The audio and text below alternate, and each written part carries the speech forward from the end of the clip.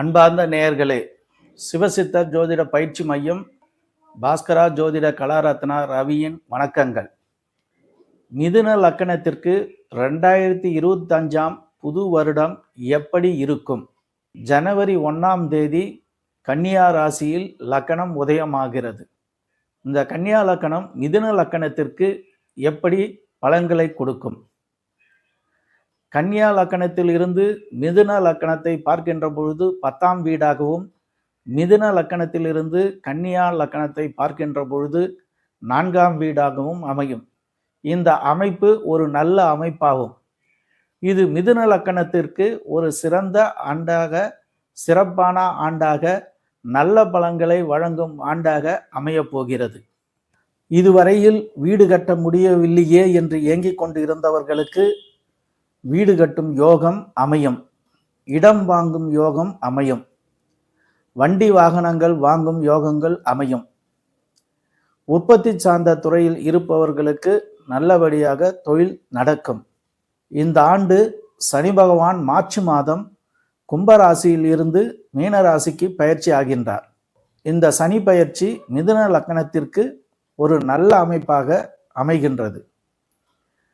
மிதுன லக்கணக்காரர்களுக்கு 9ஆம் வீட்டில் இருந்த சனி பகவான் தொழில் ஸ்தானமான 10ஆம் வீட்டுக்கு வருவதால் இதுவரையில் தொழில் செய்து கொண்டு இருந்தவர்கள், சிறப்பாக நடக்கவில்லையே என்று ஏங்கிக் கொண்டிருந்தவர்களுக்கு மார்ச் மாதத்திற்கு பிறகு சனி பயிற்சி ஆனவுடன் உங்களுக்கு தொழில் நன்றாக இருக்கும். தொழில்காரகன் உங்கள் லக்கணத்திற்கு தொழில் ஸ்தானமான மீன ராசியில் அமர்வதால் உங்களுக்கு தொழில் நன்றாக இருக்கும். சனி பகவான் மீன ராசியில் இருந்து தன் 7ஆம் பார்வையாக கன்னி ராசியை பார்க்கின்றார். இது மிதுன லக்கணத்திற்கு 4ஆம் வீடாகும். இந்த வருடமும் சனி பயிற்சி ஆனவுடன் அவர் பார்வையும் மிதுன லக்கணத்திற்கு 4ஆம் வீடை காட்டுவதால் மிதுன லக்கணக்காரர்களுக்கு சனி பயிற்சிக்கு பிறகு மிகுந்த யோகம், வீடு வண்டி வாகனங்கள் வாங்கும் யோகம் மிகுதியாக இருக்கும். ஆக இவர்கள் இடம் வாங்குவதோ, வீடு கட்டுவதோ, வண்டிகள் வாங்கி வண்டிகள் ரீதியாக பணம் பார்ப்பதோ அனைத்து செயல்களும் இந்த சனி பயிற்சிக்கு பிறகு நல்லபடியாக நடக்கும். சனி பகவான் மீன ராசியில் இருந்து தன் 10ஆம் பார்வையாக தனுசு ராசியை பார்க்கின்றார். மிதுன லக்கணத்திற்கு 7ஆம் வீடாகும். இந்த 7ஆம் வீட்டை சனி பகவான் பார்ப்பதால் இதுவரையில் திருமணம் நிச்சயிக்கப்பட்டு நின்றிருந்தாலோ, இல்லை திருமணம் தள்ளி தள்ளி போய் கொண்டிருந்தாலோ, திருமண தடைகள் ஏற்பட்டிருந்தாலோ, இதுவரையில் பார்த்து திருமணம் அமையவில்லையே என்று ஏங்கிக் கொண்டிருக்கும் அனைவருக்கும் திருமணம் என்பது இவர்களுக்கு இந்த 2025ஆம் ஆண்டு நிச்சயிக்கப்படும், நடக்கும். ஆக உங்களுடைய மிதுன லக்கணக்காரர்களுக்கு பொதுவாகவே திருமணத்தில் தடங்கல்கள் இருக்கும். இது மிதுன லக்கணக்காரர்களுக்கு உண்டான பொதுவான ஒரு தன்மை. ஆனால் கிரகங்களின் பார்வை அந்த வீட்டில் படுகின்ற பொழுது உங்களுக்கு அது நல்ல விதமாக அமையும். அதே போல குரு பகவான் மிதுன ராசிக்கு பயிற்சி ஆகின்றார். அவரும் தன்னுடைய பார்வையாக 7ஆம் பார்வையாக தனுசு ராசியை பார்ப்பதால், உங்கள் லக்கணத்திற்கு 7ஆம் வீடு கலஸ்திரஸ்தானத்தை பார்ப்பதால் கண்டிப்பாக 2025ஆம் ஆண்டு திருமணம் நடைபெற்று நீங்கள் இல்வாழ்க்கையை தொடங்குவீர்கள். ஆக இந்த ஆண்டு மிதுன லக்கணக்காரர்களுக்கு ஒரு சிறப்பான ஆண்டாக அமையும். கும்பத்தில் இருந்து சனி பகவான் மீன ராசிக்கு பயிற்சியானவுடன் இந்த மார்ச் மாதத்திற்கு பிறகு தன் 7ஆம் பார்வையும் 10ஆம் பார்வையும் மிதுன லக்கணத்திற்கு ஒரு சிறப்பான அமைப்பாக அமைகின்றது. ஆக இவர்களுக்கு உற்பத்தி சார்ந்த துறைகளிலும், ஆட்டுப்பண்ணை, மாட்டுப்பண்ணை போன்ற விவசாய தொழில் சார்ந்த துறைகளிலும் மிதுன லக்கணக்காரர்களுக்கு ஒரு நல்ல ஆண்டாக, லாபம் ஈட்டக்கூடிய ஆண்டாக இது அமையப் போகிறது. அதே போல சனி பகவான் தன் 3ஆம் பார்வையாக ரிஷபராசியை பார்க்கின்றார். இது மிதுன லக்கணத்திற்கு 12ஆம் வீடாகும், விரயஸ்தானமாகும். இந்த விரயஸ்தானத்தை சனி பகவான் பார்ப்பதால் இவர்களுக்கு விரய செலவுகள் ஏற்படுவதற்கு வாய்ப்புகள் உண்டு. இந்த விரய செலவுகளை நீங்கள் சுப செலவுகளாக மாற்றிக்கொள்ள முடியும். அதில் உங்கள் கையில்தான் உள்ளது.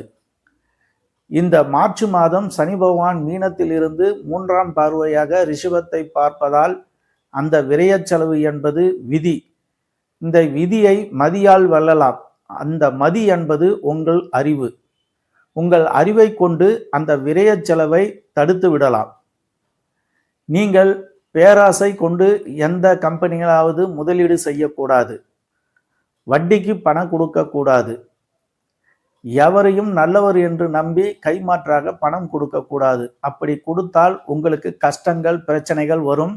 கொடுத்து கஷ்டங்களை ஏற்படுத்திக் கொள்வீர்கள். ஆகவே நீங்கள் பண விஷயத்தில் எவரிடத்திலும் கொடுக்காதீர்கள்.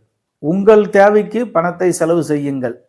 உங்கள் தேவைக்கு ஒரு கையிருப்பாக உங்களுடைய தேவைக்கு வீடு கட்டுங்கள், வண்டி வாகனம் வாங்குங்கள், வீட்டுக்கு தேவையான உபயோகப் பொருட்களை வாங்கி வையுங்கள், தங்கத்தை வாங்கி வையுங்கள். இந்த வகைகளில் நீங்கள் பணத்தை கொடுத்து பொருட்களை வாங்கி வைப்பதோ வீடு கட்டுவதோ செய்கின்ற பொழுது அது உங்களுடைய ஒரு மூலதனமாக மாறிவிடும். ஆகவே விதியை மதியால் வெல்லலாம் என்று நம் முன்னோர்கள் கூறுவார்கள். நம் அறிவை கொண்டு இந்த விரய செலவை சுப செலவாக ஒரு மூலதன செலவாக மாற்றிக்கொள்வது உங்கள் கையில் உள்ளது. ஜோதிட ரீதியாக சனி பகவான் 3ஆம் பார்வையாக விரயஸ்தானத்தை பார்ப்பது நாங்கள் ஜோதிடர்கள் சொல்கின்றோம்.